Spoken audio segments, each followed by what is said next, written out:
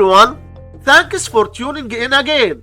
In this journey together, 90 divided by 3 gives us 30. And here we have 10 divided by 5, which equals 2. So 30 divided by 2 is just 15. But this answer is not correct, because according to the order of operations, when we have more than one division in an expression, we have to work from left to right. So here first we have to do this division, then this division, and finally this division. If we do this division before this division, it's wrong. So first we have to do this division. 90 divided by 3 gives us 30. So 30 divided by 10 divided by 5. And now we have to do this division. 30 divided by